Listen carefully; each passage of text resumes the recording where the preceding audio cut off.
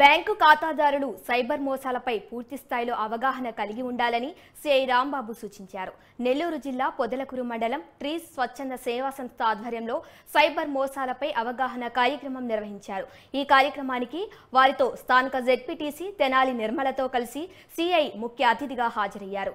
గుర్తు తెలియని వ్యక్తుల నుంచి వచ్చే సందేశాల పట్ల ప్రజలు అప్రమత్తంగా ఉండాలని సిఐ సూచించారు. సంబంధించినటువంటి బ్యాంకు సంబంధించిన వివిధ ఖాతాదారులైనటువంటి ఆడవారితో ఈరోజు మన ట్రీస్ ఆర్గనైజేషన్ వారు మంచి ప్రోగ్రామ్ కండక్ట్ చేయడం జరిగింది.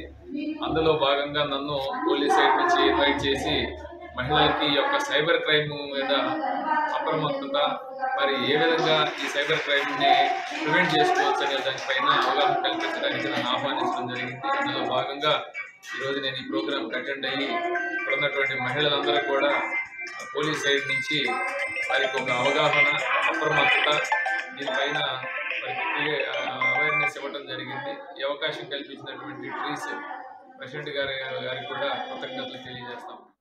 రోజుల్లో పేదవారు అసలు బ్యాంక్ అంటే తెలిసేది కాదు. నాకు తెలిసి మధ్య తరగతి వాళ్ళు కూడా తక్కువే అన్నప్పటికీ ఇప్పుడు ఈ పొదుపు సంఘాలు మరి ఇవన్నీ కూడా మన దేశం కూడా కొంచెము అభివృద్ధి పదంలోకి ముందుకు వెళుతూ మరి పేదవారికి లేదు, గొప్పవారికి లేదు, మధ్య తరగతి లేదు, అన్ని వర్గాల వాళ్ళు ప్రతిరోజు ఏదో సందర్భంలో మనం బ్యాంక్ వెళ్ళాల్సి వస్తుంది. బ్యాంకులో అకౌంట్స్ ప్రతి ఒక్కరికి ఉండాల్సి వస్తుంది.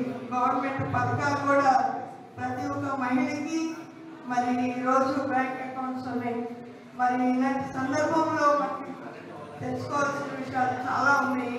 టెక్నాలజీ పెరిగే కొద్దీ సార్ వాళ్ళు చెప్పినట్టు మోసాలు కూడా పెరిగిపోతాయి. ఇటువరకు రోజుల్లో పేదవాళ్ళు